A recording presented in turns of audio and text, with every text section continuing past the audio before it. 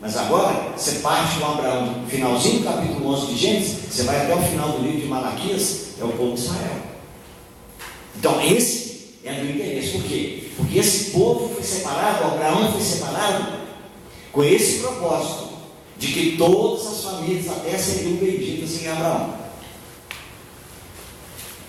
E aí o povo de Israel foi preparado em 2000 anos. Para quê? Para que eles trouxessem o Messias. Tá vendo? Jesus, quando estava falando com a samaritana, né? Lembra que ele falou com ela uma frase dizendo assim: a salvação vem dos judeus. Por que vem dos judeus? Porque foram eles que trouxeram o Salvador. Maria era judia, foi dela, e ela é judia, tá vendo? Da nação de Israel. Então a salvação vem de lá, porque ele nasceu, a nação foi preparada, trabalhada durante 2000 anos para que trouxesse o Salvador. Então, irmão, nesse período de 2000 anos, que vai do Abraão até a vinda de Cristo, né? Então, irmão, Israel foi colocado numa posição privilegiada, porque eles foram os únicos que receberam a revelação de Deus. Imagine só, quando Deus mandava Israel ir lá e matar um determinado povo, matava todo mundo, crianças, velhos, mulheres, homens, matava tudo. Mas esse povo, irmão, não tem conhecimento de Deus. O que nós vemos em Atos capítulo 17? Deus não levou em conta. Foi ele que falou que esse povo estava na ignorância, porque só quem recebeu foi Israel, só eles.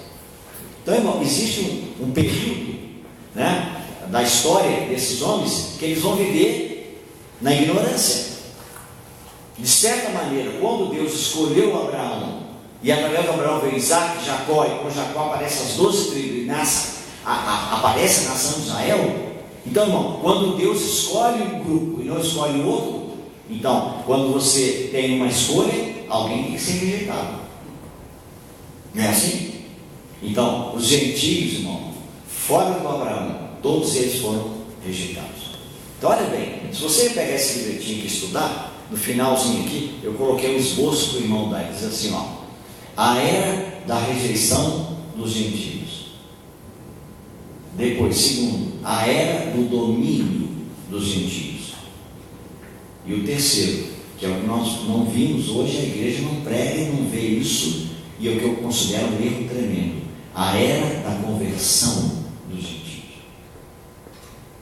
Então, irmãos, se você puder, depois, se você quiser conhecer, né, esse material, muito bom, é uma preciosidade isso aqui. Quando eu traduzi, Deus sabe do meu coração, meu desejo, né, de transmitir para os irmãos isso aqui. Então, quando Paulo estava escrevendo a carta dele para os Efésios, que eram gentios, nós também estamos incluídos ali, ele disse assim, ó: naquele tempo estáveis sem Cristo, separados da comunidade de Israel e estranhos às alianças da promessa, não tendo esperança e sem Deus no mundo.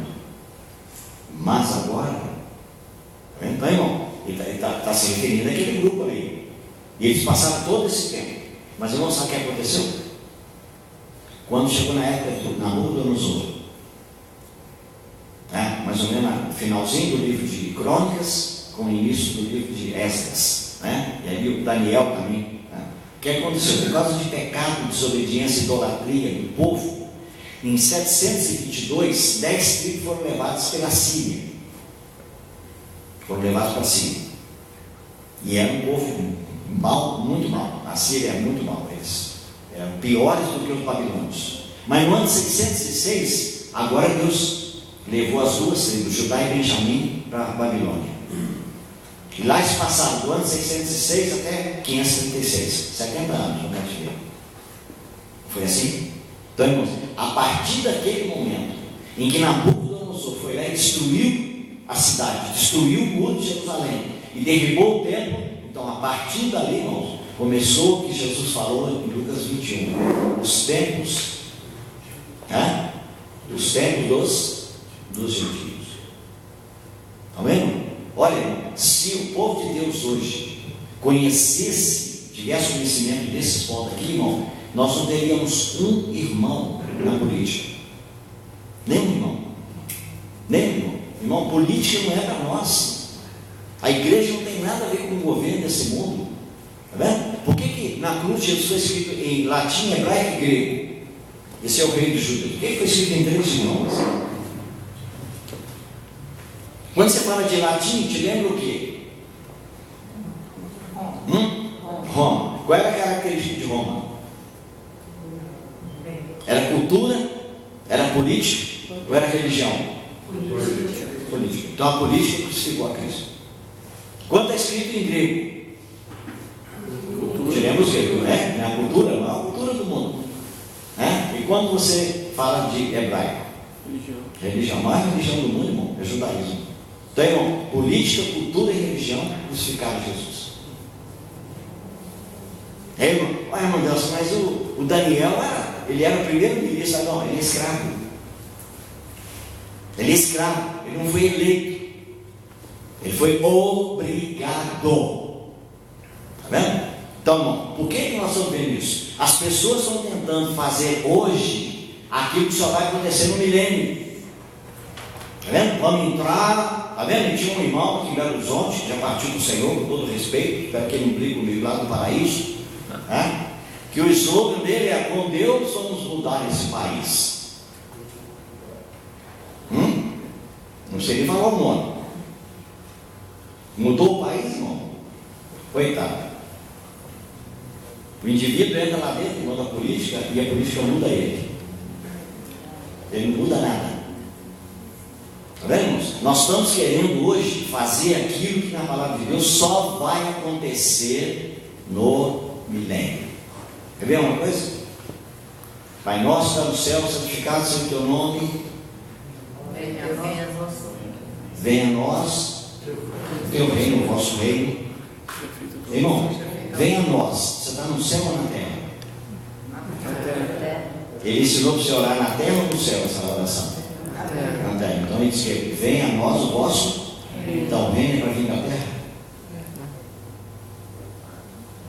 Como é que você está orando, irmão? Venha a nós o teu reino. Onde é que você está? Nós estamos na terra. Então, reino para vir para onde? E seja feita a tua vontade na terra, como é feito no céu. Você acha que a vontade de Deus é feita hoje? Não. Tá vendo, irmão? Quando é que vai acontecer isso, irmão? Que o reino virá e a vontade dele será feita só no milênio. Então chega pertinho, viu, irmão? Os sinais são terrivelmente fortes, muito abundantes. Sentamos outro dia com o irmão Cristiano, fui almoçar com ele. Ele estava fazendo um relatório de pesquisa que ele fez na internet de terremoto, irmão. Não vale nem a pena a gente ver, porque a gente não dorme à noite. Você não tem ideia de terremotos que ele pesquisou de acima de 6, né? Não, ele falou. É isso? Acima de 6, de 4. Na escala Richter. Tá vendo? Então, muito grande, muito grande. O que está acontecendo no mundo hoje. Então, irmãos, quando nós estamos lendo a palavra de Deus, faltou esse conhecimento de que esse mundo não está entregue na mão dos incrédulos. Está entregue na mão deles. E começou, sabe quando? Nabucodonosor. Por que Deus mostrou para ele um sonho, que ele viu aquela estátua que é a cabeça de ouro, o peito e os braços de prata, o ventre e as coxas de bronze, e as pernas e os pés de ferro. E depois ele viu que o resto dos pés estavam misturados com barro e ferro, né? E os 10 dedos. Deus se sonha para ele. E o Daniel foi lá e falou para ele: ó rei, tu és a cabeça de ouro, é o império da Babilônia. Mas depois ele te virá outro, que é metros e peças, simbolizado pelos 2 braços. Eram 2 povos, metros e peças, Dario e Ciro. E depois deles viria o outro, que era Alexandre o Grande, né? Da Grécia.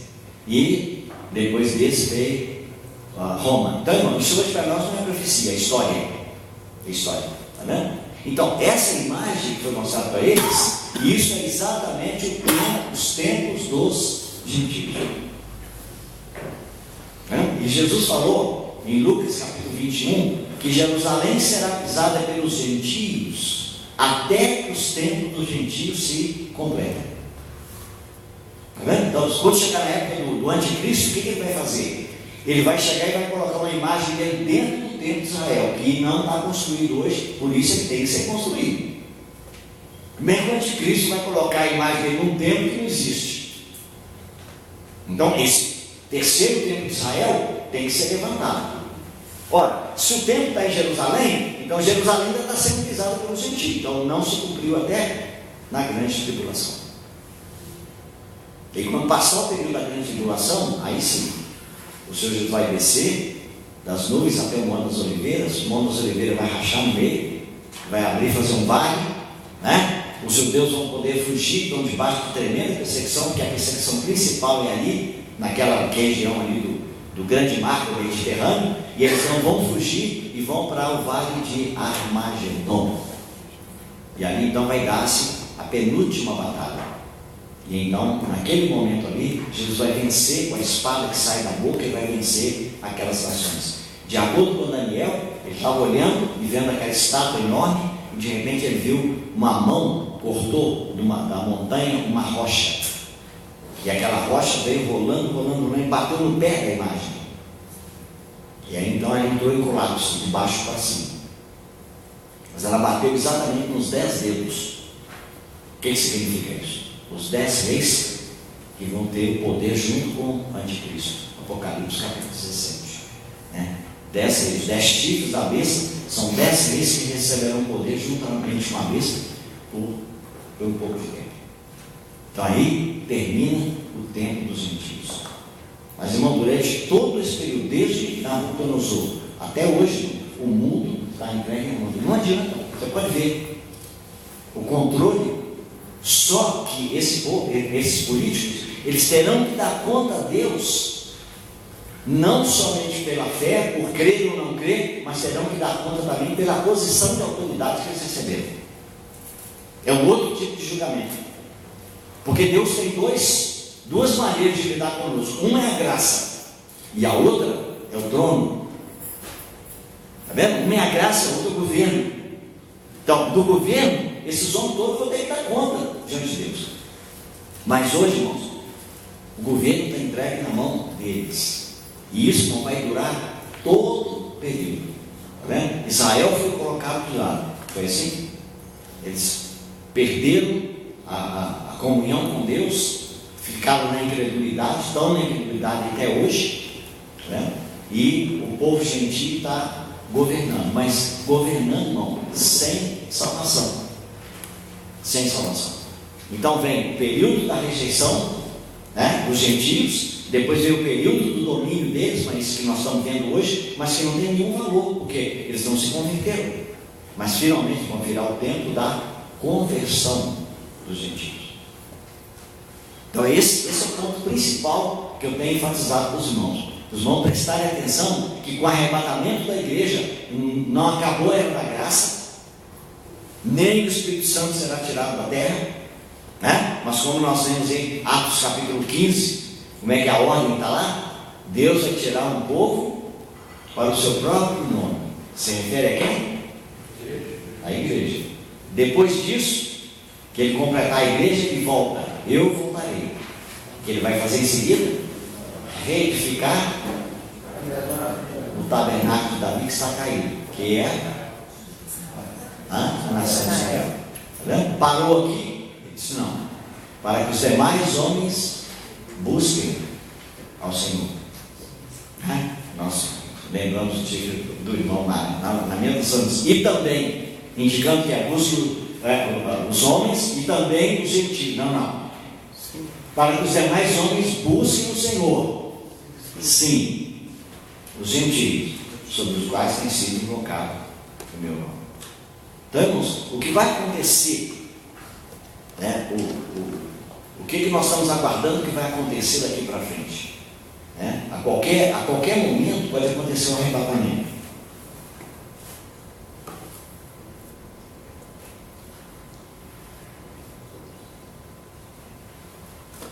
O meu entendimento, né, e tinha alguns irmãos muito crescidos, muito maduros espiritualmente, que o Senhor tem me dado o privilégio de ter estado com eles, e outros que eu tenho lido, né?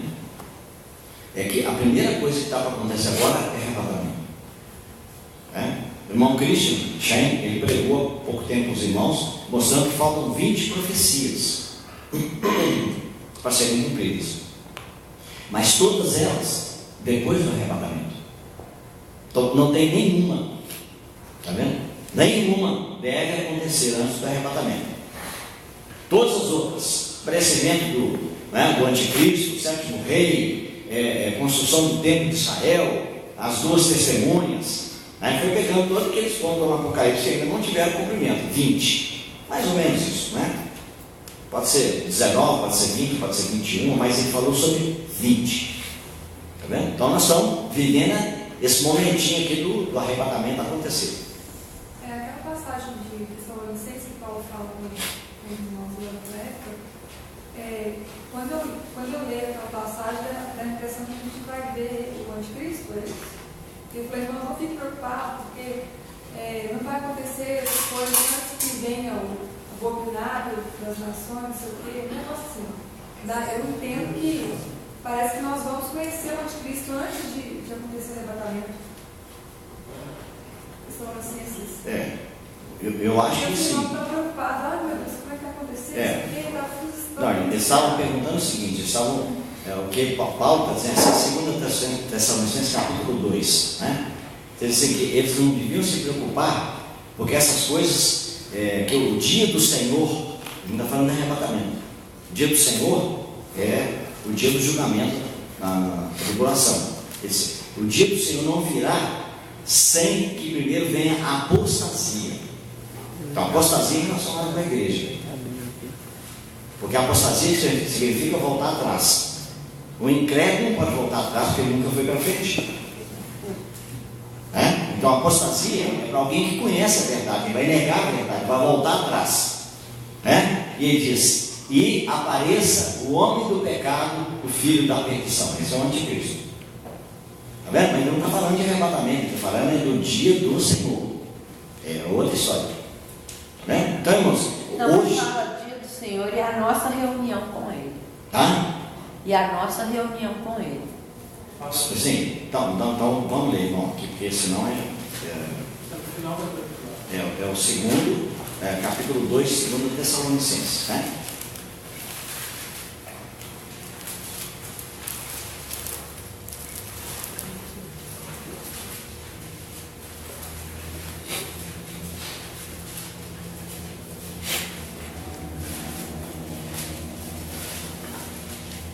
Irmão, só que alguns vão ficar muito tristes, né, em Tessalônica, com o que Paulo tinha escrito. Então aqui ele vai dizer, capítulo 2, verso 1: irmãos, no que diz respeito à vinda de nosso Senhor Jesus Cristo e a nossa reunião com Ele, nós vos exortamos a que não vos devolvais a vossa mente com facilidade, nem vos perturbeis, quer por espírito, quer por palavra, quer por epístola, como se procedesse de nós. Alguém tinha escrito uma carta, dando informações falsas, supondo que tenha chegado, irmão, o dia do Senhor. Foi de arrebatamento agora o assunto mudou, tá? E aí, assim, ninguém de nenhum modo vos engane, porque isto não acontecerá. O que é o isto? Dia do Senhor.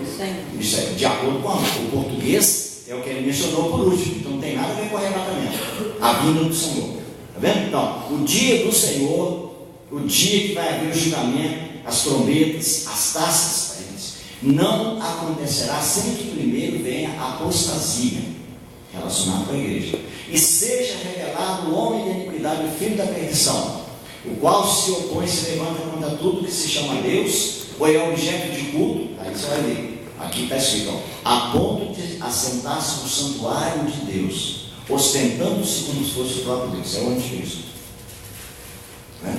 Então, irmãos, o que nós estamos esperando hoje que vai acontecer, isso aí também é passível de, vamos dizer, de engano, não é? Eu não posso afirmar para os irmãos que definitivamente não, é o que eu creio, tá? Então, irmão, o que vai acontecer no arrebatamento? Eu só leio dois irmãos aqui, e dores de parto relacionadas com a igreja, dores de parto relacionadas